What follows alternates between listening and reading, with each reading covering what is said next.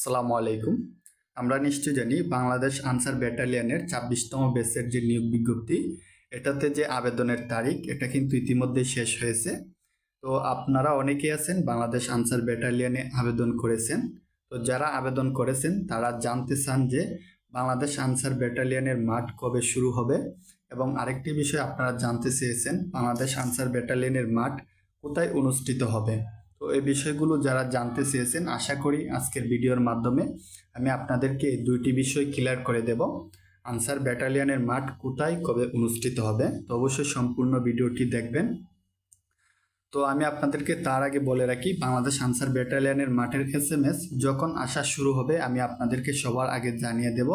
তো অবশ্যই সবার আগে মাঠের তারিখ ও ঠিকানা জানতে অবশ্যই আমার চ্যানেলটি সাবস্ক্রাইব করে রাখবেন। তো আমরা প্রথমে জানবো বাংলাদেশ আনসার ব্যাটালিয়নের মাঠ কোথায় অনুষ্ঠিত হয়। তো বাংলাদেশ আনসার ব্যাটালিয়নে আপনারা সারা বাংলাদেশের বিভিন্ন জেলা থেকে আবেদন করেছেন। তো আপনারা যে জেলা থেকে আবেদন করেন না কেন, আপনাদের মাঠ একটি মাঠে অনুষ্ঠিত হবে, অর্থাৎ সেটি হলো ঢাকা গাজীপুর সখীপুর যে আনসারের কেন্দ্রীয় মাঠ রয়েছে সেই মাঠেই কিন্তু আপনাদের মাঠ অনুষ্ঠিত হবে।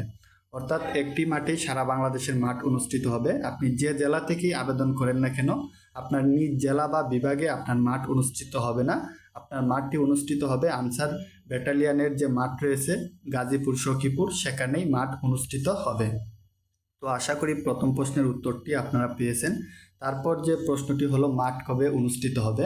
তো আমরা এমনি নর্মালি দেখি যে আনসার ব্যাটালিয়নে আবেদনের ১.৫ থেকে ২ মাস পরে, অর্থাৎ আবেদনের তারিখ শেষ হওয়ার ১.৫ থেকে ২ মাস পরে কিন্তু মাঠ অনুষ্ঠিত হয়ে যায়।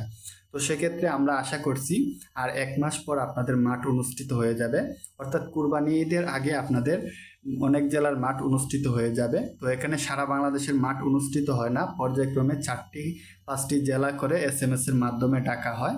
তো আশা করছি ১ থেকে ১.৫ মাসের মধ্যে আপনারা আপনাদের SMSটি পেয়ে যাবেন। আর যখনই পর্যায়ক্রমে বিভিন্ন জেলার নাম ঘোষণা করা হবে আমি আপনাদেরকে ভিডিওর মাধ্যমে জানিয়ে দেব। তো অবশ্যই সবার আগে আপনারা মাঠের ঠিকানা এবং তারিখ জানতে আমার চ্যানেলটি সাবস্ক্রাইব করে রাখবেন। যখন পর্যায়ক্রমে তাদের ওয়েবসাইটে জেলাগুলোর তালিকা প্রকাশ করবে আমি আপনাদেরকে জানিয়ে দেব।